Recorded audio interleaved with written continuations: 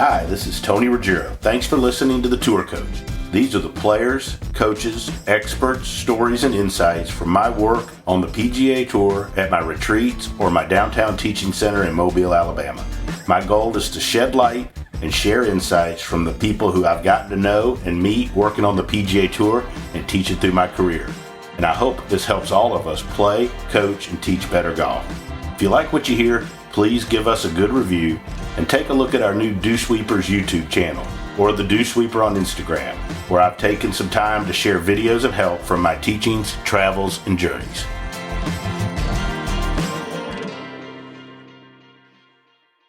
I've been wanting to do this for a while, and it's one of the people that, one, has always been unbelievably generous and nice to me in the golf business, and somebody that I have tremendous respect for.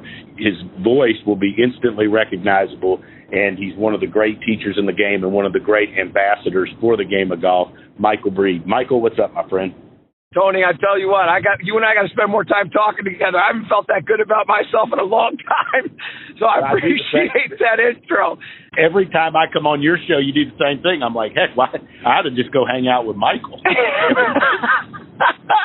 Exactly. It's a pleasure to join you. I look forward to it. This is going to be a lot of fun. Yeah, I've really enjoyed the last few years doing this podcast, getting to talk with people kind of not off the record, but, you know what I'm saying, like where it's not just a 10-minute radio interview and just pick their brain on different ideas. And, you know, you've had so much success in the world of golf, and rightfully so. And, you know, you're always interviewing people. You're always, like, having me on and asking me the questions. I thought it'd be – I was just thinking about this, like, as much as we've talked over the years, I don't really know your story and how the hell you got to doing what you're doing. Where did you start in golf, and how did your passion for instruction get you where you are?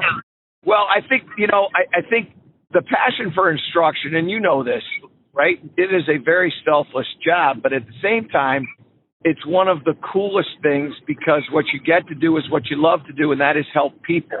And whether, you know, whether for me helping people is hitting a better golf shot or helping them quit smoking or helping them understand how to interview for a job or whatever it is, it still is, it's the idea that you are helping somebody change their life, change their direction that I honestly, I just love to do. So, you know, it's baked in that desire of wanting to try to help somebody. And then also too, and this is like, you know this, and I don't know this about you, but I would imagine that you are probably one of those guys that enjoys a puzzle or enjoys playing word games or enjoys figuring something out. And I think the cool part about instruction is the understanding of, first of all, the swing itself, what affects what, and how to get a golf ball to cooperate. And then individually for each person, what is the thing or things that they have to do in order for them to be able to control the golf ball and play better golf. And so that's sort of the nuances of the golf swing, and then understanding what an individual has to do to improve have been the things that sort of have attracted me to the concept of golf instruction. Yeah, I like that. I think I'm the same. I don't know all of this about you, but I bet you're extremely competitive too. I mean, I'm very competitive, right? And so when I look at like, oh, are you kidding? And they're like, you know, can you fix that? Or a player, you know, and a player comes to you and it's like they haven't had success. That competitive to be like, hell, I'm going to be the guy that figures this out, right? And that pushes me. You know, everybody says that knows me really well, like I'm one of the most competitive people they know, but I think that's a trait of people that become good at what we do. You have to have that, I think, and I think you also, I'd love your opinion on this. I mean, I think you also have to have deep down to do it at a high level, a pretty strong self-belief, even though you get kicked in the stomach sometimes and sometimes things don't go well, but in the end, I know that gets shaken sometimes. You still got to have a pretty strong self-belief. I think one of the things that was instrumental to me to give the self-belief, and I know you do this as well because you've worked with players that have won, whether it's at a junior level or at a elite level, it gives you the belief of, hey, what I think in my system, it works, right? I think the other part to teaching is coaching and understanding that there's something to say to somebody that's going to, you know, put a fire under their butt and make them practice a little bit harder, or understand that they're not giving 100%, that they think they are, but they're not. And back to this other thing about competition and success in that mindset. If you go to anybody that is successful in anything, they are competitive with themselves and then with others. Yeah. But mostly their drive is, I can be better. I can be better, right? And so you look internally and go, what did I do or what did I not do that allowed my student to succeed or not succeed, and how can I get better? What is the knowledge that I have to have that is going to help me help them be able to pay for the lifestyle that they want to pay for, which is ultimately the way that I look at it when you're working with somebody at the professional level. No, I think you're exactly right. And that, I think, is, I'm listening to what every time we talk, and you've been so good. You've given me constructive criticism, which I think is incredibly important in our business, right? The ability for somebody to reach out to you and say, hey, I'm only telling you this because, I like you and you could be good, but you need to do this better. But I'm one of those people that always is, I'm always trying to think of ways to do things better. And what do I need to do next? But one of the things I'm trying to get better at now, you and I talked before we started doing this, is a good friend of mine, Dr. Greg Carton, and you've probably heard his name. And he, Sure. When I left Frederica, he gave me great advice. He said, hey, you're one of those guys that's always looking to do the next thing. What's next? He's like, you need to take a year and really just sit back, relax, and do a bunch of things and figure out what the heck you really want to do next.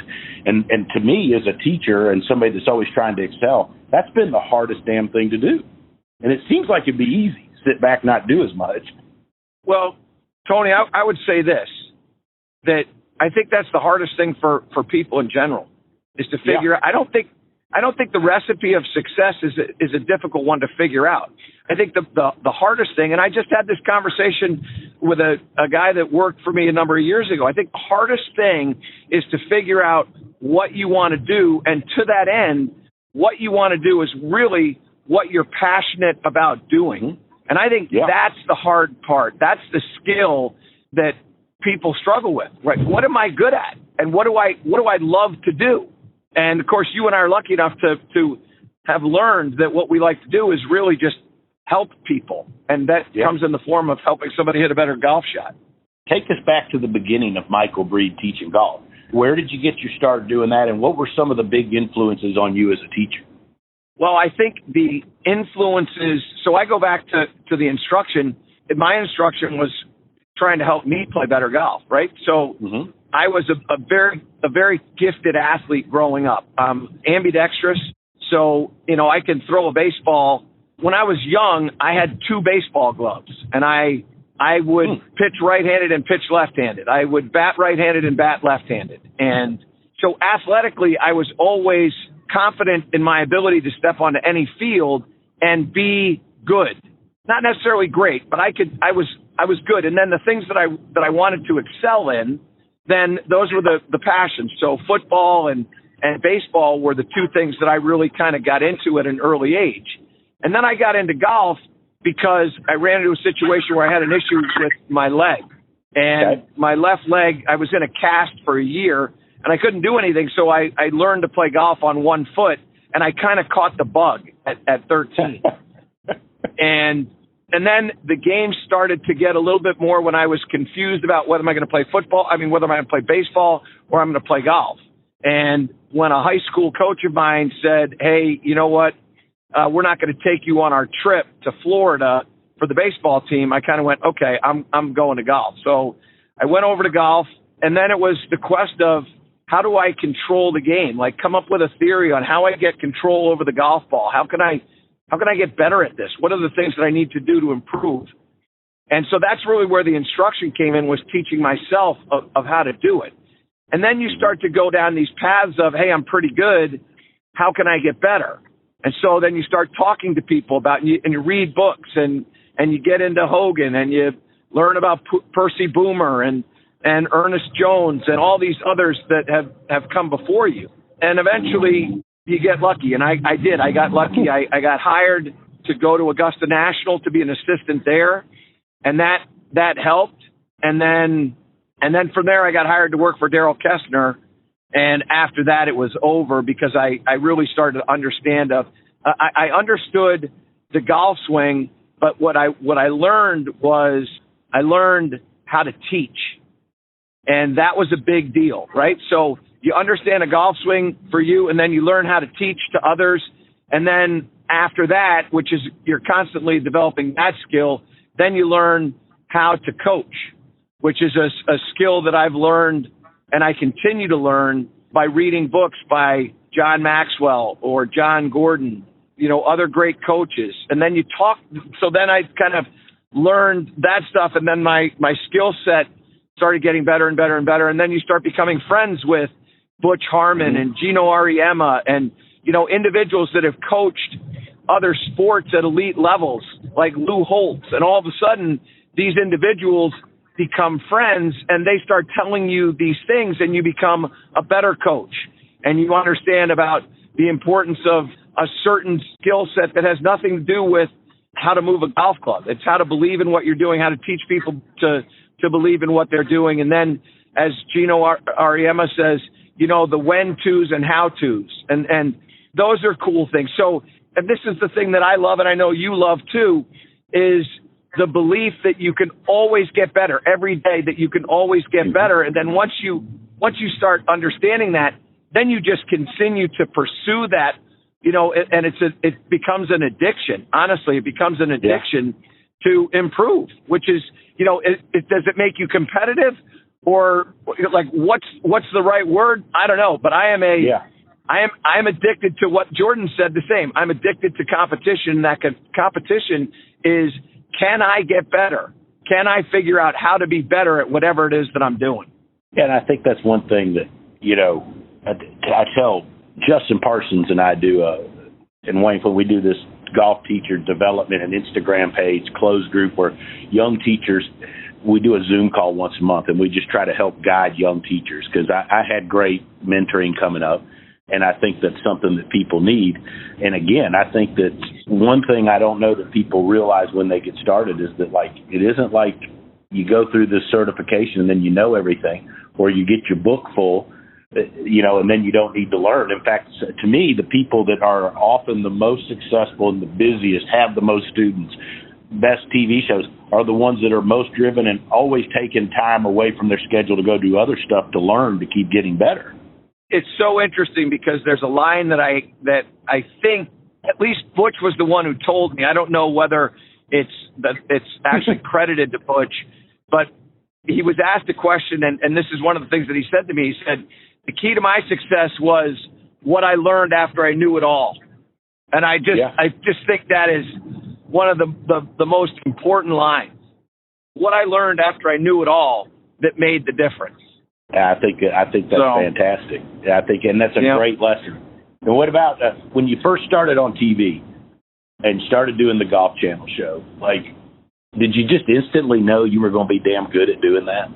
Because I've said to people all the time, people always talk about it, and I'm like, until you've stood and you've had somebody film doing that, you don't know how hard that is to me, and you're the best ever at doing that. Unbelievable. The way you handle it, and you're able to take information, convey it, but also make people excited and have fun. Did you just walk on that set and go shit, I can do this?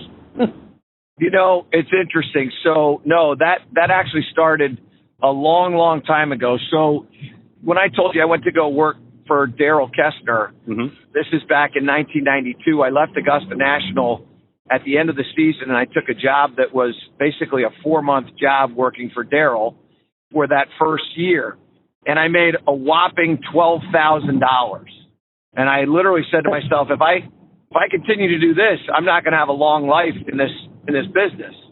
Right. So what I did was I started thinking, okay, what can I do to get out there? And I approached a local newspaper and I said, hey, can I write an article for you?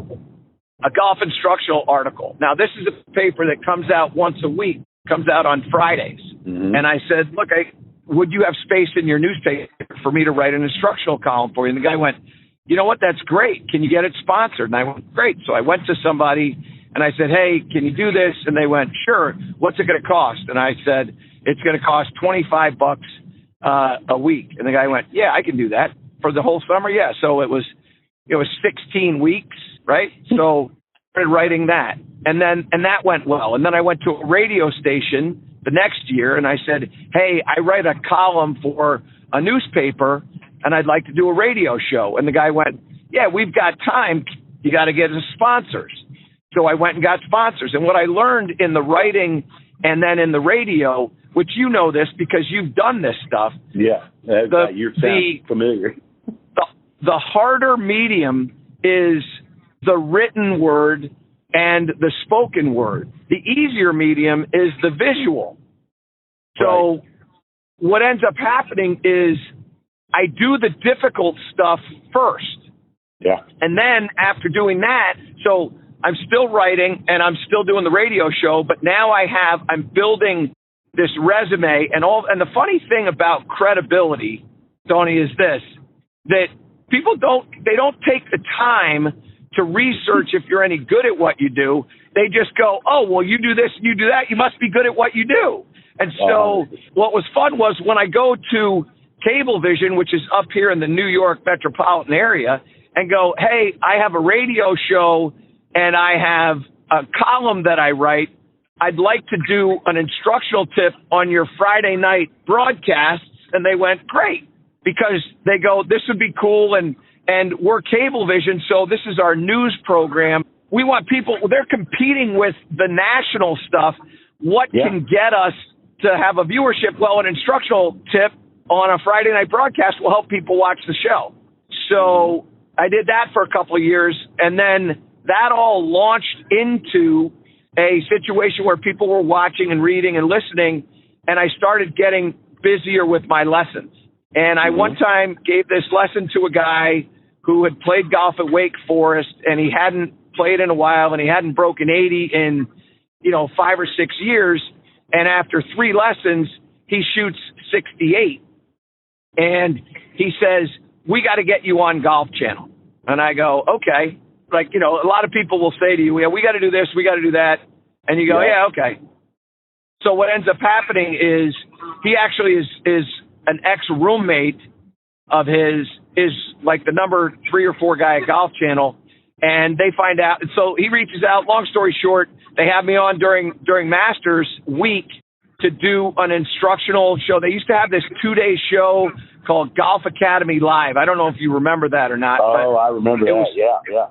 So they had a 2-day show, and literally about a week and a half before I'm going to go down there, they say, and it's a Tuesday, Wednesday, they go, hey, we're going to cancel the Wednesday show, but we want you to sit on the set for 2 segments with Mark Lai and Peter Kessler to talk about Masters. And it was 1999, and they had just added the second cut at Augusta National.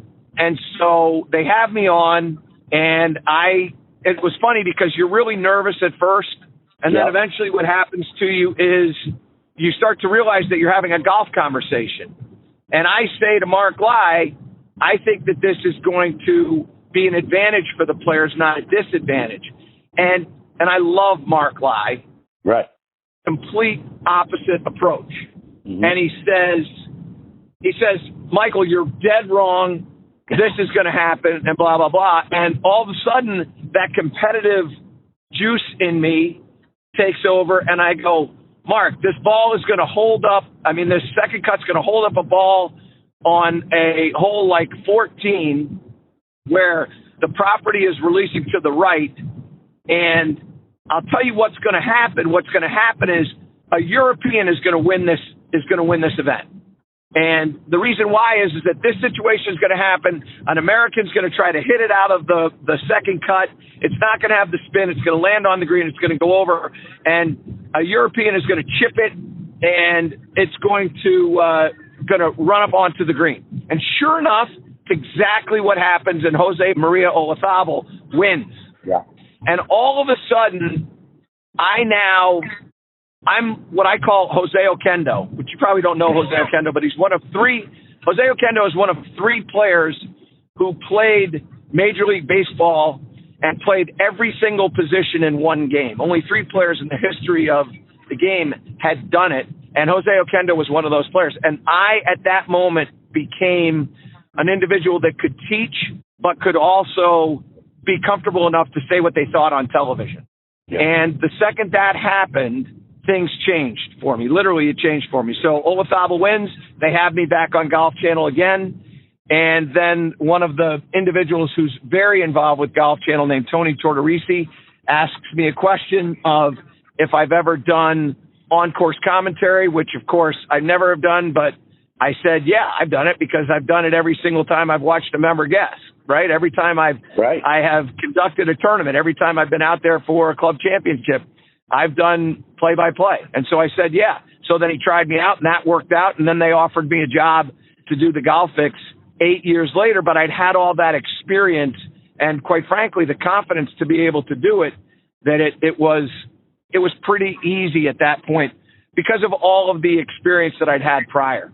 That's awesome. That's such a good story. But going back to the radio stuff, you're exactly right about it. It's so much harder for me. I don't do TV like you've done, but I've been on here or there. But it's so much easier to do that after having done radio. And I think one of the best gifts I ever was doing the radio show, the Dew Sweepers, and then getting on PGA Tour radio, because not only I had to sit and write out what I thought about instruction each day, and I had to be able to verbalize it and think and make it make sense, and then to sit there and talk with the best teachers in the world every week, people like you, and you become friends with them, kind of like you were saying, and they share insights. And I mean, I wouldn't be 1/10 of the teacher I am now if it wasn't for the opportunity to do that. And I think all teachers ought to at some point try to do a little radio or write some stuff, because it really makes you have to think about what you're doing. 100%. And what you start to realize, you should realize a couple of things. One, like what you're presenting, and then 2, and most importantly, how you present it, right? Because the truth is that you can be the smartest person when it comes to anything, but if it is not presented in an entertaining fashion, people are going to turn it off, and your wisdom and your desire to help others is going to go nowhere. Because you don't know what you're doing. Yeah. Because the presentation skills are so valuable. And, to me, you do a great job of showing that, like, really good information that'll help people get better doesn't have to be boring, right? Like, you can do it in an entertaining fashion that's really fun to watch and engages people, whereas, before some of this stuff was always kind of monotonous, maybe boring, not super entertaining to watch. But you're definitely one of the leaders and one of the first people to make just really good, some of those early Golf Channel shows were great info, and they were great. But unless you were a golf geek, I don't know that it would draw in the 15 handicapper that's just getting, or 30 handicapper that's just getting into the game. But your passion and energy and making it fun has attracted people of all skill levels or people that are just beginning to the game, which I think is what we really should be trying to do. Well, I appreciate that. And I'll tell you the other thing that's interesting, and one of the things that as you go through the litany of stuff that's important or that made golf instruction challenging was the game of golf everybody perceives as very difficult to learn. And so, what most golf instructors, particularly those on television, want to try to do is they want to be the smartest person in the room. They want to tell people how difficult the game is. They want to tell people all these things, and they don't want to tell people to practice. And what I decided that I wanted to do was I wanted to tell people that the game is easy, but you have to practice. And so if you really want to get better, here's how you do it. And my goal was to say it in an easy fashion so everybody could understand it, and to challenge them to the idea that it's skill acquisition, and the only way that you acquire skill is through practicing. And so those things were things that allowed me to, frankly, have some success, because I did try to make it easy, and ultimately people went, man, this game's easy. Michael, you make and this was the comment that they would say, Michael, you make this seem so simple. Well, it is. If the face is to the right of the path, the ball's going to curve to the right. Yeah. Stuff like that is pretty simple. So you've been doing this a while now, through TV, radio, all the different things you have going. You've seen instruction change a lot. Do you like the direction instruction's going? What are your thoughts on that? I love it. I think one of the greatest things that is happening in the game of golf is the advancement of the launch monitor and the simulator. I think the understanding of effect of club and face, face and path to the outcome of the ball has never been higher at the recreational level. And the reason, like the wisdom of the golfer has never been higher than it is right now. And I think guys like you, guys like Gankus, you see all these golf pros now that are doing, this podcast or radio or television or their own videos or whatever, YouTube channels and Facebook and all this other stuff. I think it is absolutely fabulous. So I'm thrilled. And to think that, at some point, somehow, maybe I helped somebody or inspired somebody to try to do this or be better at it or whatever is something that gives me a great pride. It really does. So, when it's all said and done, I couldn't be happier with where everything is right now in golf instruction. Michael, it's awesome stuff, and you for sure had a huge influence on tons of us, one in particular, me. And you've always been just so gracious with your time and always nice and bringing me on the show and all of that stuff. And, man, I just appreciate you taking time. One, this morning, I know you're busy, and it's always, you got a crazy schedule. But I appreciate the years of, one, your friendship and always looking out for me and just keep kicking ass and doing all the stuff you're doing, man. It's fun to watch. Well, Tony, I'll tell you something, and I appreciate those kind words. And look, I am a guy who, like you go back to what's our passion, right? And ultimately, our passion is we want to help people get better. And that doesn't just include our students. It includes our coaches, right? Which is why you do what you do. And I will tell you that I knew of you long before I met you. I knew I was going to like you because I can tell the way you present and how you come across. It's genuine and it's real and it's the same. And you are who you are. And so I'm immediately attracted to that. And I want to see you have success as you want to see others that do what we do have success. And so for me, it has been a blast being your friend. And it is such an honor for me to think that you look at me as a mentor. And I have loved our conversations all the time. And to that end, you have always been so willing to share your thoughts and your time with me and what I do. It doesn't go unnoticed nor unappreciated. And so above all of it, thank you for what you do for the game of golf, because you're making a difference and a big one. So thanks for everything. Michael, thank you, my friend. And travel safe, keep up all the good work, and let's catch up sometime this summer. I'm sure we'll run into each other. I look forward to it. You're the best, Tony. Thanks for listening to this edition of the Tour Coach. I want to take a minute and thank Cordy Walker and Golf Science Lab, as well as my sponsors Srixon, Buick, Bushnell, and Vineyard Vines for helping make all of this possible and helping me share my insights with you. If you like what you've heard, why don't you check out more on the Dew Sweepers channel on YouTube, as well as the Dew Sweeper on Instagram, or go to dewsweepersgolf.com to find out more about my teaching, my travels, and where you can find out more about me.